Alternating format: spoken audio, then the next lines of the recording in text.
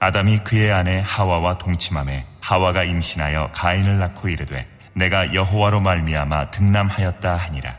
그가 또 가인의 아우 아벨을 낳았는데 아벨은 양치는 자였고 가인은 농사하는 자였더라. 세월이 지난 후에 가인은 땅의 소산으로 제물을 삼아 여호와께 드렸고 아벨은 자기도 양의 첫 새끼와 그 기름으로 드렸더니 여호와께서 아벨과 그의 제물은 받으셨으나 가인과 그의 제물은 받지 아니하신지라.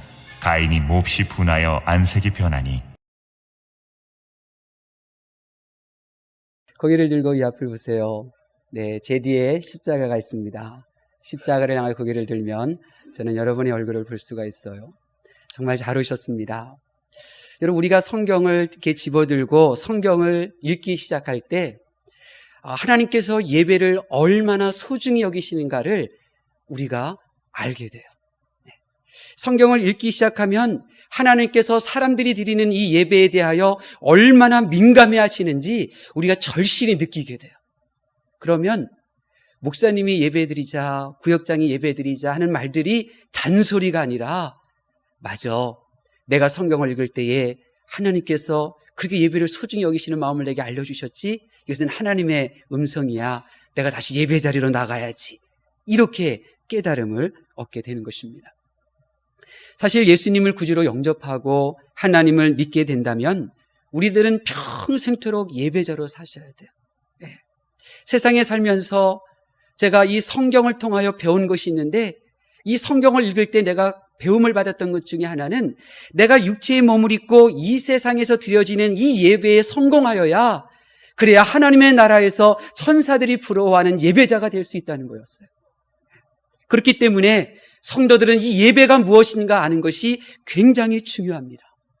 그래서 성령 하나님께서는 이렇게 성경의 첫 번째 책인 이 창세기에서 저와 여러분에게 신앙생활에 있어서 가장 중요한 것 두 가지를 연거푸 알려주시는 거예요.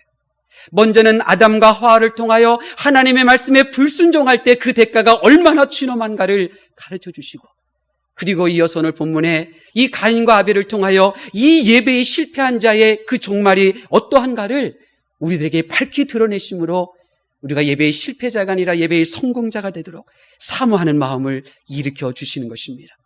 여러분은 예배의 실패자가 아니라 예배의 성공자가 되실 수 있기를 예수님의 이름으로 축원합니다.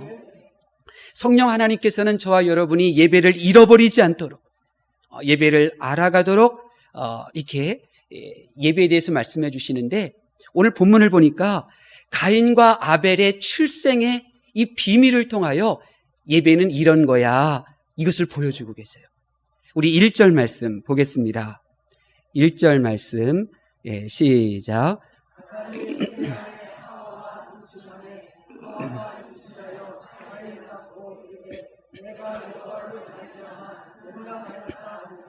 아멘.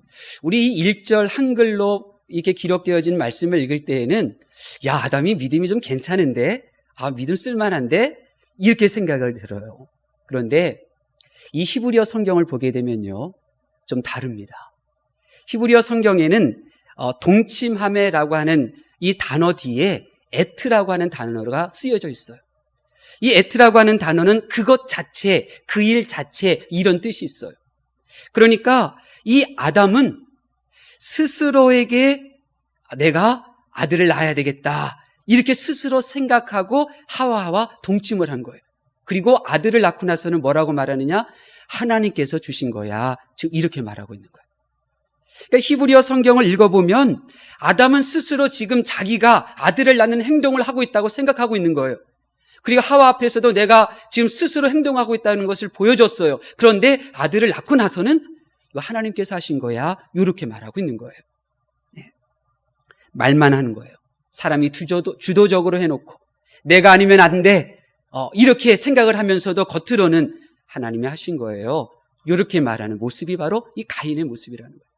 반면에 2절에 나오는 아벨을 낳았는데, 이 낳았는데라고 하는 이 단어는 하나님께서 아담에게 감동을 주셔서 그 감동받은 마음대로 그렇게 동침하여서 하나님이 주신 아벨을 얻었다, 이런 뜻이 있는 거예요.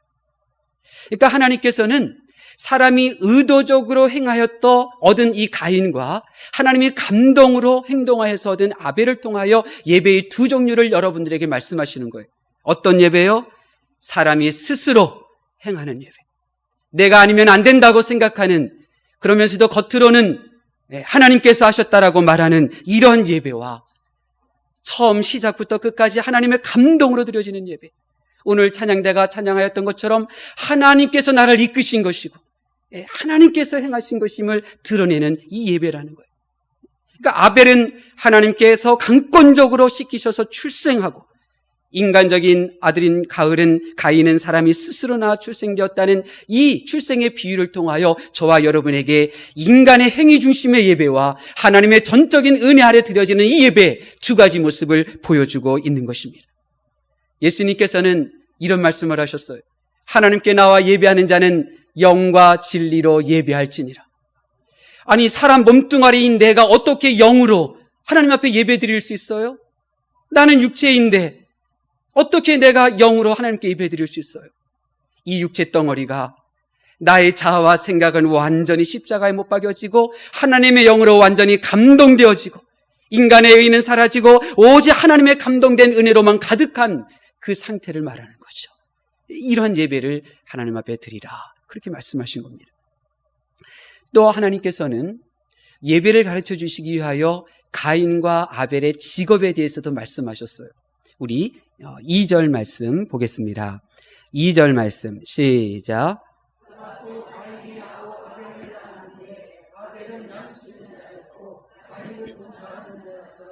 아멘. 이 모습을 통하여서도 우리가 예배에 대해서 우리가 알 수 있어요. 아벨은 양을 치는 자였고 가인은 농사를 짓는 자였다. 여러분, 이 시대는 농경시대였어요. 농경시대였어요.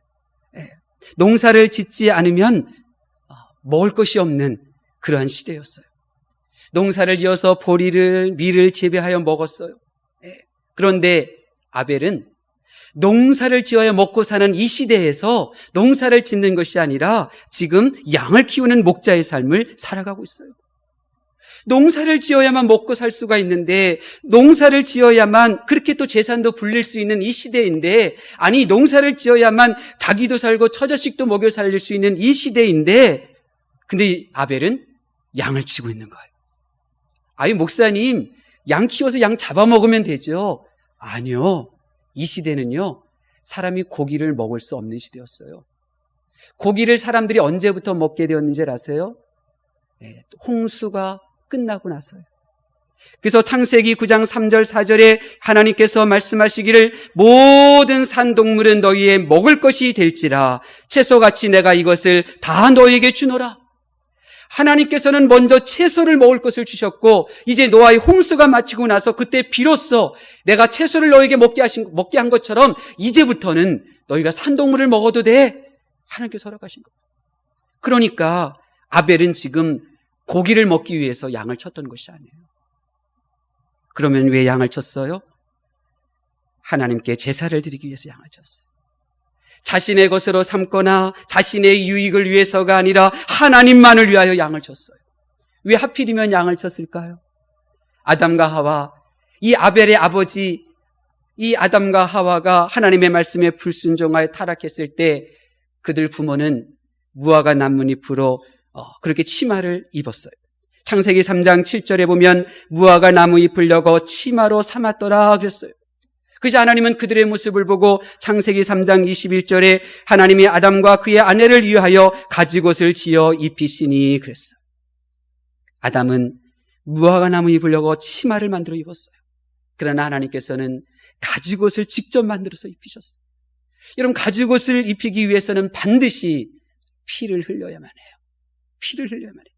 그래서 이 본문을 원시복음이다 그렇게 말을 해요. 후속사적으로 나의 죄를 대신 누군가 피를 흘려야 내가 살 수가 있다는 사실을 이 가지옷, 이 말씀을 통하여 드러내셨기 때문에 이 말씀을 원시복음이라고 하는 거예요. 하나님의 아들 예수님이 십자가의 피를 흘려주심으로 제약된 인간이 살 것을 말씀하신 거예요. 그리고 하나님께서는 스스로 만들어 입으라고 말씀하신 것이 아니었어요. 가죽옷을 직접 만들어서 입혀주셨어요. 구원의 역사가 사람의 행위로 되는 것이 아니라 오직 하나님의 은혜, 하나님께서 그 구원을 시작하시고 하나님께서 그 구원을 이루신다는 것을 밝히 드러내고 계신 것입니다. 아벨은 이것을 알고 있었어요.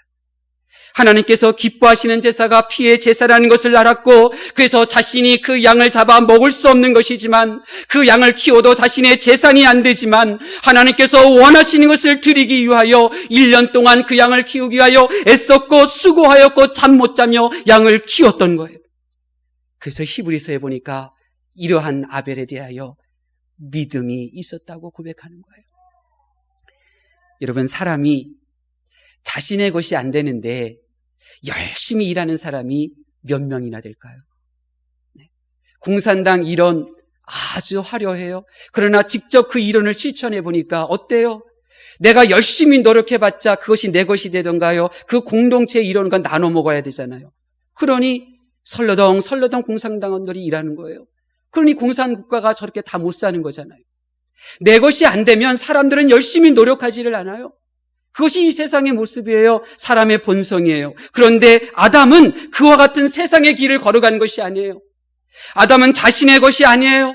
그것을 통하여 자기의 소유를 넓히는 것도 아니에요. 그것을 통하여 자기의 자랑거리가 되는 것도 아니에요. 단지 하나님께 드릴 수 있는 재물을 얻는 것이기 때문에 그는 그것이 기쁨이었고, 그리하여 그는 수고를 마다하지 않으며 그렇게 1년 동안 양을 키우기 위하여 수고하고 애썼고, 그리고 그것을 기쁨으로 하나님 앞에 올려드렸던 것입니다. 이것이 가인의 예배였어요. 그러나 가인은 어떻습니까? 그는 농사를 짓는 사람이었어요. 농사는요, 자기가 짓는 대로 모두 자신의 소유가 돼요. 저희 아버지가 농사꾼이었거든요. 그래서 수시로 말씀하시는 것이 뭐냐면, 나는 마을 사람들 가운데서 제일 부지런했다는 거예요. 그래서 가장 부지런히 새벽부터 이렇게 움직였더니 가을이 되니까 다른 사람들보다도 더 몇 가만이 더 얻을 수 있었고 더 토실토실하게 얻을 수 있었다. 그렇게 말씀하셔요. 농사는요, 자기가 지은 대로 다 자기 것이 되는 거예요.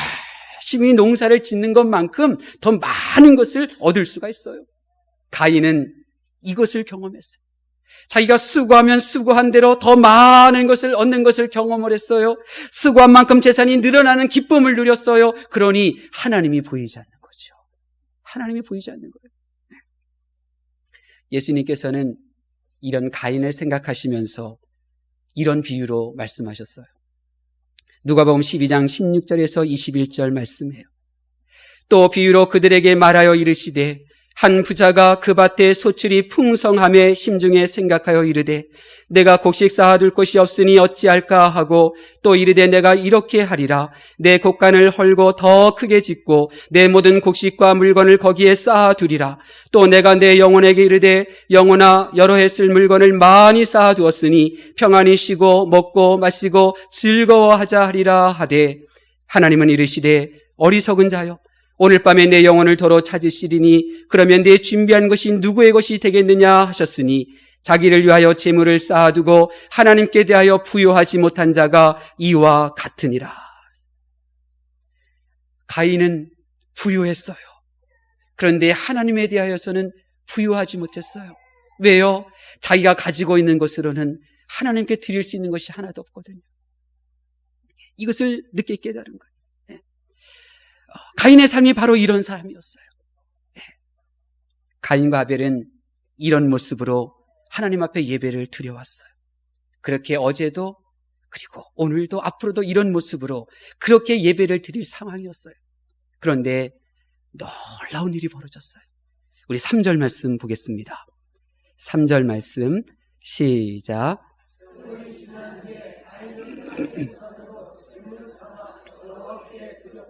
아멘.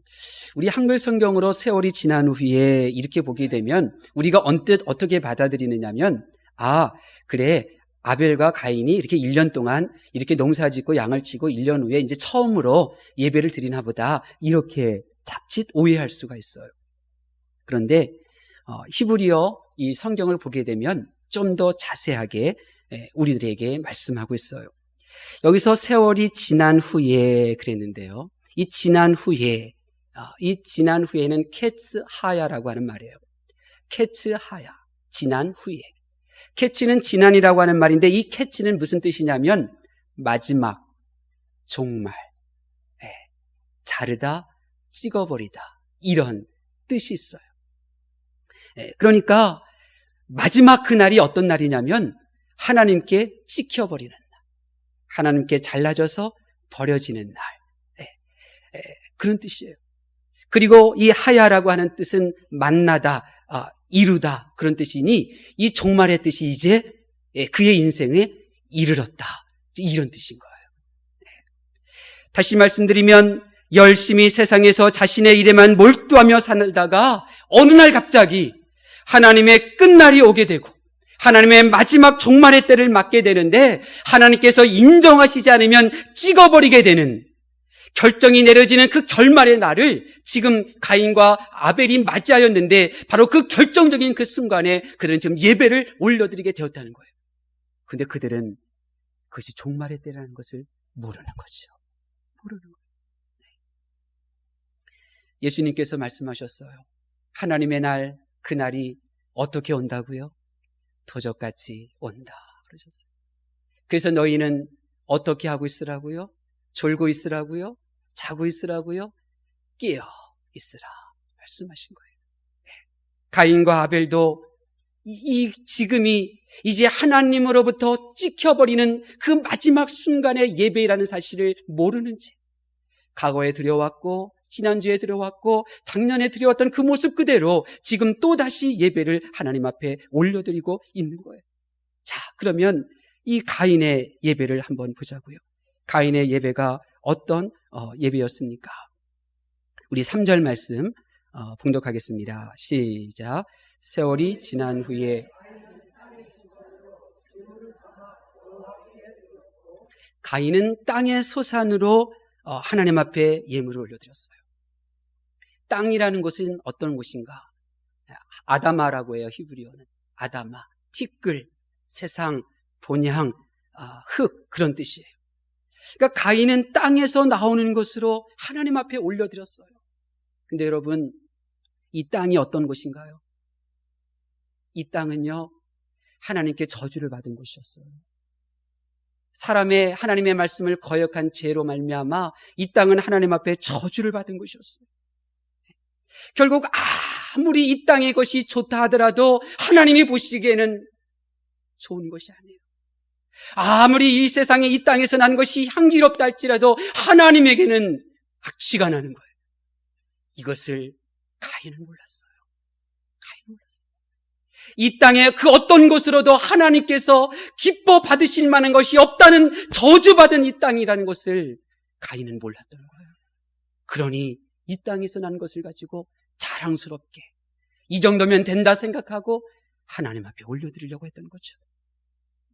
여러분, 우리는 이 세상에 마음을 두고 사는 인생이 아닙니다. 우리가 이 세상에 마음을 두면 우리는 하나님의 나라에 들어갈 수 없어요. 왜냐하면 이 세상은 저주받은 것이기 때문에 그렇습니다. 우리는 이 육체를 사모하는 마음으로는 결코 하나님의 나라에 들어갈 수가 없어요. 우리가 오직 하나님의 나라를 사모할 때만이, 오직 제약된 이 세상을 아버지는 미워하고 슬퍼하며 오직 제약된 이 세상에 살면서 영원한 하나님의 나라를 소망하는 자만이 그 하나님의 나라를 들어갈 수가 있는 것입니다. 여기서 소산이라고 하는 단어는 폐리예요. 자기의 행위, 산물, 행실, 과실 이런 뜻이에요. 가인은 지금 자기가 사느냐 죽느냐는 중요한 예배의 자리에 땅에 저주받은 것으로부터 열매를 가지고 와서 하나님 앞에 드리고 있어요. 자신의 행위로 말미암아 가지고 온 과실, 결실들, 자신의 행위에 스스로 만족하며 그렇게 하나님 앞에 올려드리고 있는데 실질적으로는 그것은 저주받은 인생이요, 저주받은 땅에서 나온 것이니 하나님께서 그것을 받으실 수가 없는 거예요. 받고 싶으셔도 받을 수가 없는 거예요. 이것이 하나님의 거룩함인데 결국 하나님께서 받지 않으시잖아요. 여러분, 하나님께서 우리가 드리면 다 받으실 줄 아세요? 하나님께서 내 생명 하나님 앞에 드리면 하나님께서 기뻐 받으실까요? 하나님께서 내 아파트 팔아서 하나님 앞에 올려드리면 기뻐 받으시는 줄 아세요? 천만에요. 이 땅의 것들은 저주받은 것이기 때문에 거룩하신 하나님, 복 그 자체이신 하나님, 선 그 자체이신 하나님께는 도저히 어울릴 수 없는 그러한 구덩이와 같은 거예요. 우리는 많은 것을 가지고 있지만 그러나 하나님께서 받으실 만한 것을 올려드릴 수 있는 것 아무것도 없어요. 아무것도 없어요. 내가 하나님 앞에 드리고 싶어도 하나님께서 받지를 않으셔요. 바로 그 모습을 다윗을 통하여 우리에게 말씀하셨잖아요. 다윗이 얼마나 많은 것을 가지고 있었어요. 나라 전체를 가지고 있었어요. 그게 부족한 것이 뭐가 있었어요. 그래서 그는 하나님 앞에 드리고 싶었어요. 그러나 하나님은 다 거절하셨어요. 나 네 거 안 받는다. 안 받는다. 왜? 너 피 흘렸기 때문이야. 너의 것은 나에게 줄 수가 없어. 그 다윗의 모습이 바로 우리의 모습이에요. 내가 드리는 것 다 하나님이 받으시는 줄 아세요? 하나님이 받으실 만한 건 내가 가지고 있는 것 아무것도 없는 거예요. 아무것도 없어요. 그러니 하나님께서 나에게 다오, 너 이거 나한테 줘. 그것이 복이에요. 그것을 알아야 내가 하나님 앞에 드릴 수 있는 것이 하나도 없구나. 근데 하나님께서 나에게 이것을 다오 말씀하신 그 자체가 내가 복이었구나. 그것을 깨닫고 기쁨으로 그렇게 하나님 앞에 드릴 수가 있는 거예요. 네. 가인은 그것을 몰랐어요. 자기가 소유한 것 가운데 하나님이 받으실 만한 것이 아무것도 없다는 것을, 그것을 몰랐어요. 반면에 아벨은 어떻습니까? 우리 4절 말씀 보겠습니다. 4절 말씀 시작. 아벨은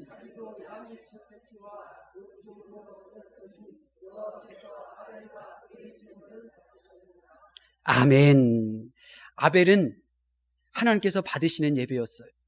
아벨의 제사를 왜 하나님께서 받으셨느냐? 아벨은 양을 올려드렸는데 이 양은 십자가 구속의 사건의 제사를 상징하기 때문에 그래요. 양은 예수님을 상징하죠. 모든 죄를 짓는 자들을 대신하여 그 양이 죽어가는 것처럼 예수님도 죽어가는 영혼을 위하여 십자가에서 죽으셨잖아요. 그래서 세례자 요한은 요한복음 1장 29절에 예수님을 바라보시면서 이렇게 외치잖아요. 보라, 세상 죄를 지고 가는 하나님의 어린 양이로다. 어린 양, 하나님의 어린 양. 예수님은 우리의 죄를 지고 가시는 어린 양이었어요. 하나님이 받으시는 예배를 올려드리는데 그 예배가 어떤 예배냐? 먼저 첫 새끼 양을 올려드렸어요. 이 첫 새끼는 백호라라고 하는 뜻인데 이것은 장자, 처음 난 것, 그리고 첫 새끼 이런 뜻이에요. 여러분, 처음 난 것이 얼마나 기뻐요. 처음 난 것이 얼마나 소중해요. 처음 난 것이 얼마나 자랑스러워요. 그러니까 수고하여 얻은 첫 생명인데, 그런데 아벨은 그 첫 새끼를 하나님 앞에 드렸어요. 하나님 앞에 드린 거예요. 저는 생각해 봐요. 하나님, 왜 아벨은 왜 첫 새끼를 하나님 앞에 올려드렸을까요?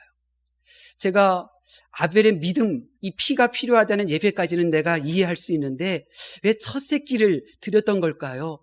내가 그거 좀 알려주세요. 그렇게 기도한 적이 있었어요. 왜 하나님께서 처음 열매, 처음 것을 요구하시는지 여러분 아십니까?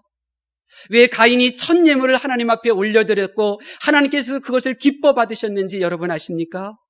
다음 주 맥주 감사절에 처음 열매를 드리라고 하신 이유가 무엇인 줄 아십니까? 이스라엘 백성들은 늦은 비에 비가 내렸을 때 씨를 뿌려서 바로 이맘때쯤 첫 열매를 얻어요. 이 첫 열매를 얻어요. 이것을 하나님 앞에 올려드리는데 왜 그러셨는가?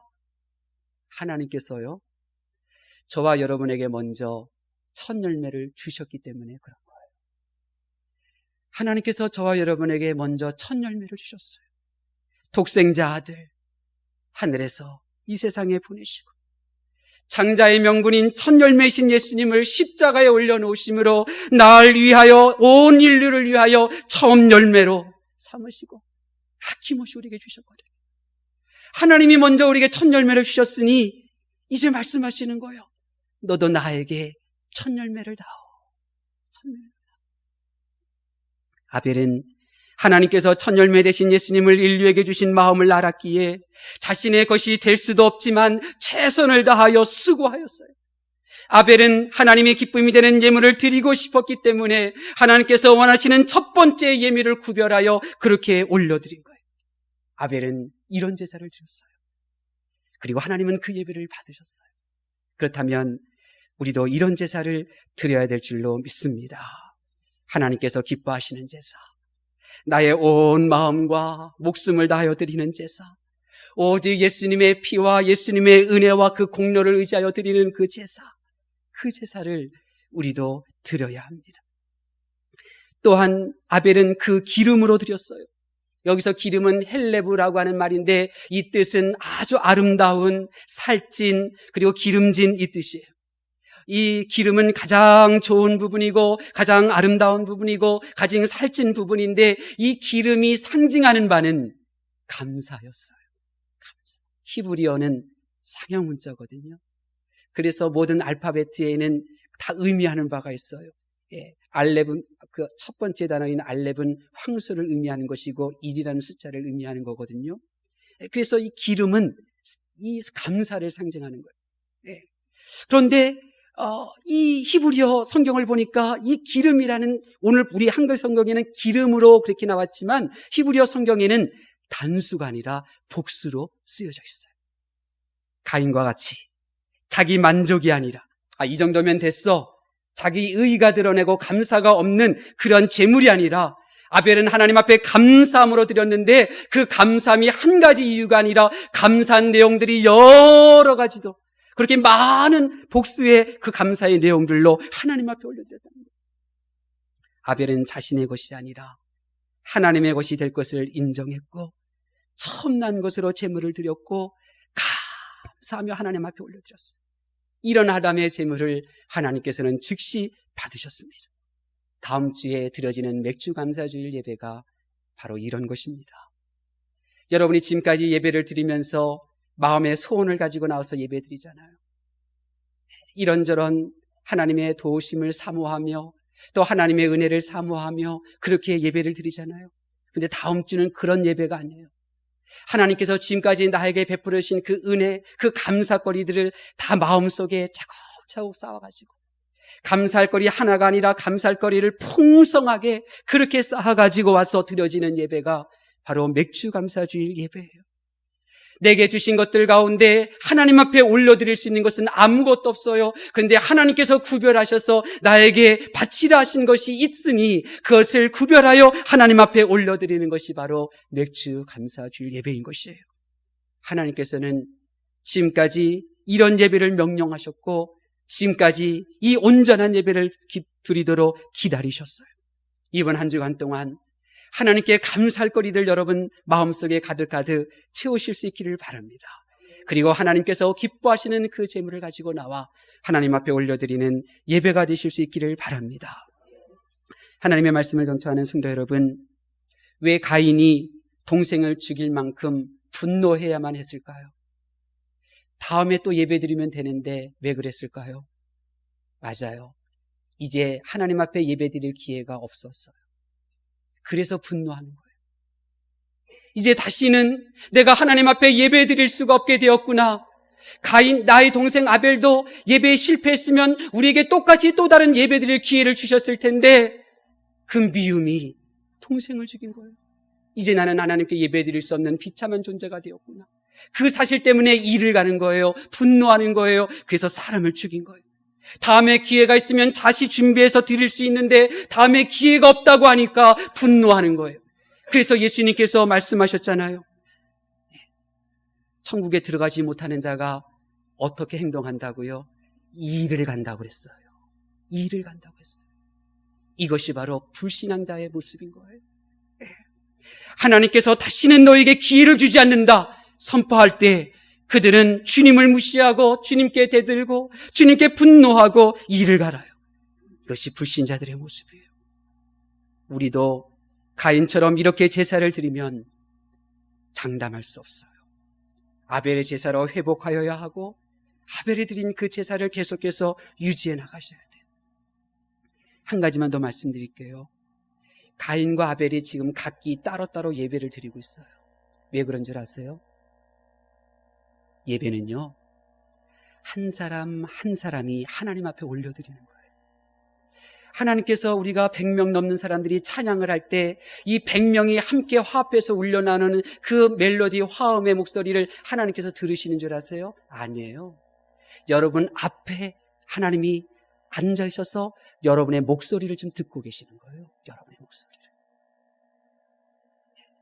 그게 하나님이에요. 제가 이것을 몰랐어요. 그래서 제가 부목사 할 때 찬양 인도하다가, 예배 인도할 때 찬양 인도하다가 틀리면 속상해서 뒤에서 울었어요. 다른 분들은 목사님이 설교할 때 이렇게 눈물 훔치니까 은혜 받아서 눈물 흘리는 하보다 보지만 나는 성도들 앞에서 틀려서 찬양 인도한 것이 속상해서 울었던 거죠. 근데 지금은 안 그래요. 지금은 목소리를 높여요. 틀리고 목소리가 대지멱다는 소리여도. 왜요?